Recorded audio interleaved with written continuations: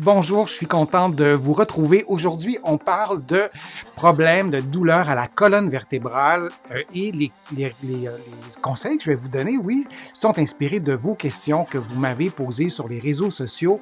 Vous pouvez trouver plusieurs des conseils, des exercices que je vous donne aujourd'hui dans mon livre 99 façons de soulager les douleurs au dos et au cou. Et vous vous souvenez que ces conseils et ces exercices ne remplacent pas les recommandations d'un professionnel de la santé. Une question qui m'est souvent posée, quel est le meilleur moyen de soulager la douleur causée par une sténose spinale lombaire?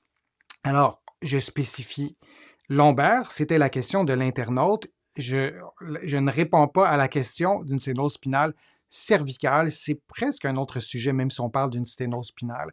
Alors, allons-y avec vraiment le sujet plus circonscrit à la région lombaire. Une sténose spinale, c'est quoi? Je vous en ai déjà parlé sur ma chaîne. C'est un rétrécissement anormal du canal rachidien, soit l'espace à l'intérieur de la colonne vertébrale par lequel passe la moelle épinière. Alors là, j'ai une vertèbre ici, je vais vous la placer comme ça, et vous voyez sur mon gilet noir comme ça qu'il y a un trou ici au centre.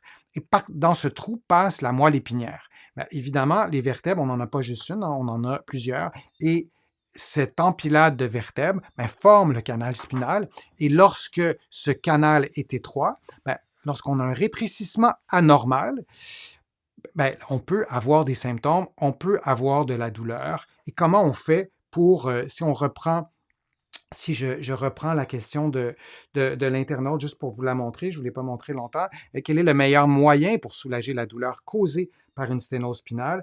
C'est d'abord, je voulais quand même vous montrer c'était quoi la sténose spinale. Et si on y va maintenant avec la prochaine diapo, on veut aussi s'intéresser, quand on parle de sténose spinale, à quelles sont les conséquences. Ce rétrécissement peut entraîner une compression des nerfs et causer des symptômes comme des douleurs dans le dos, mais des douleurs aussi aux membres inférieurs, des engourdissements ou une faiblesse aux membres inférieurs. Donc, et ça peut être aussi un de ces symptômes-là. Alors, si on a de la faiblesse à une jambe, ça peut provenir d'une sténose spinale, même sans douleur. Alors, parfois, on va peut-être s'inquiéter plus de la douleur, en tout cas plus rapidement qu'un début de faiblesse, mais ça peut aussi être lié à ça. Alors, si on regarde juste avant de regarder des illustrations, les symptômes de la sténose spinale sont parfois confondus avec ceux de la maladie artérielle périphérique. Alors, la maladie artérielle périphérique, vous allez trouver une vidéo sur ma chaîne qui vous explique ce que c'est. Je vous le dis en quelques mots. Ce sont les artères de la personne, les artères de ses membres inférieurs, de ses jambes, qui, dans la plupart des cas, sont en partie bloqués. Il y a de l'athérosclérose qui est là, la circulation ne se fait pas bien, donc les muscles reçoivent moins d'oxygène parce que les vaisseaux ne sont pas en bonne santé, sont blessés et sont un peu bouchés. Donc, il y aura moins d'oxygène qui se rendra au muscle et le muscle sera douloureux, sera faible, mais pour des raisons de manque d'oxygène. Les symptômes ressemblent beaucoup à la sténose spinale. Or, la raison principale des douleurs liées à la sténose spinale, c'est quoi? C'est lié à l'influx nerveux. Donc, on a une stimulation qui reproduit de la douleur, ou on peut avoir aussi de la faiblesse, mais qui n'est pas liée à un manque d'oxygène en raison d'une mauvaise circulation sanguine, mais un manque d'influx nerveux. Donc, le muscle sera faible.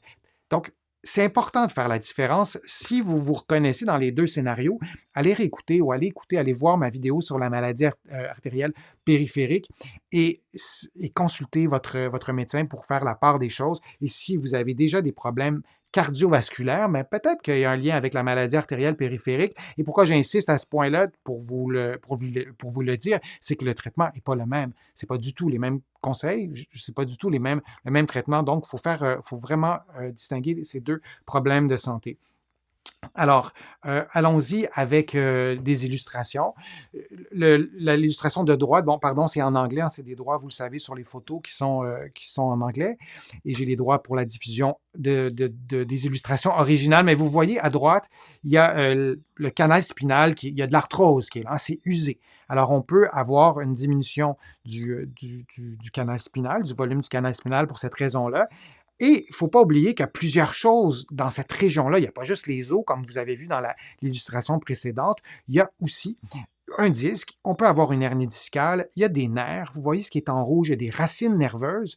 Donc, il y a tout ça dans le dos. Alors, lorsqu'on a des processus dégénératifs qui s'installent en raison d'un rétrécissement du canal spinal et lorsqu'on veut savoir comment on fait pour soulager la douleur, il faut toujours se rappeler que c'est un processus qui est complexe, qui se fait lentement, qui évolue lentement, ce qui est une bonne nouvelle en soi. Donc, on veut vraiment d'abord consulter avant de faire des exercices pour savoir si c'est bien une sténose spinale. On peut avoir un diagnostic de sténose spinale, donc le médecin a passé des tests d'imagerie médicale et on a le diagnostic, mais il est possible d'avoir une sténose spinale sans douleur. Il ne faut jamais oublier ça. Il y a plusieurs personnes qui ont une sténose spinale sans aucune douleur. Alors, si vous avez une sténose spinale, il faut s'assurer que votre douleur est causée par ça et non un autre problème lié à votre dos, par exemple, et en élaborant un plan de traitement pour la sténose spinale, si ce n'est pas ça la cause, bien, on se trompe là aussi. Alors, il faut consulter des professionnels qui s'y connaissent pour, encore une fois, faire la part des choses. Il y a donc des exercices qui peuvent nous aider à traiter la sténose spinale et des exercices pour les abdominaux. Ce sont des exercices importants. Ce sont des exercices qui sont efficaces. Alors, vous allez trouver sur ma chaîne plusieurs exercices pour stimuler les abdominaux. Je vous recommande de faire des exercices pour les abdominaux couchés sur le dos. Alors, il y a l'exercice qu'on nomme en anglais le dead bug qui pourrait être fort utile. On peut faire aussi des exercices à quatre pattes qui peuvent, encore une fois, nous être vraiment très, très utiles. Donc, vous êtes à quatre pattes, vous levez par exemple la jambe gauche, vous allongez la jambe gauche et vous allongez en même temps le bras droit et vous revenez à la position de départ et vous faites l'inverse. Alors, de stimuler les abdominaux, de retrouver la mobilité du dos parce que la sténose spinale, c'est lié à des processus dégénératifs, bien souvent, et de faire des exercices de mobilité simples, ça peut aussi vous aider à mieux récupérer. Alors, donc oui, ça a été bien démontré que des exercices un programme d'exercices qui contient notamment des exercices, les exercices que je vous ai mentionnés, parfois c'est aussi efficace même qu'une chirurgie. Dans certains cas, on a des signes neurologiques. Notre pied ne répond plus, on est presque en train de paralyser ou certains muscles ne répondent plus du tout.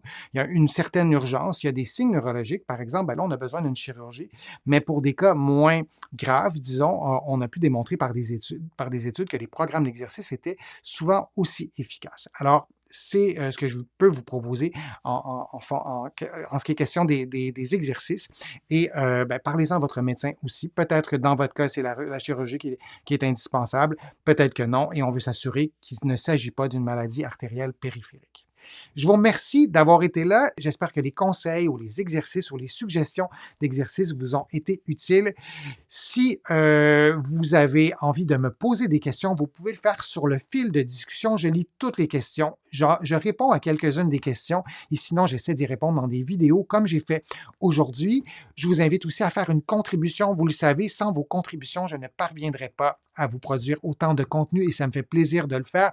Vous pouvez faire une contribution directement sur YouTube en cliquant sur le petit cœur j'aime. Vous pouvez aussi le faire sur mon site web, le www.denisfortier.ca. Vous allez voir, c'est simple, vous cliquez sur contribution et vous allez pouvoir aussi sur mon site web vous abonner à l'infolettre. Vous allez trouver aussi beaucoup d'informations dans mes livres que vous allez trouver au Québec, mais aussi de l'autre côté de l'Atlantique, notamment mon livre qui s'intitule « 99 façons de soulager les douleurs au dos et au cou ». Et vous allez trouver aussi les autres de mes livres aussi avec d'autres renseignements, d'autres conseils. Et je vous invite à me faire part de vos lectures. Ça me fait toujours plaisir de recevoir vos commentaires. Alors, je vous dis à une prochaine fois et à un prochain direct, à une prochaine vidéo. À bientôt.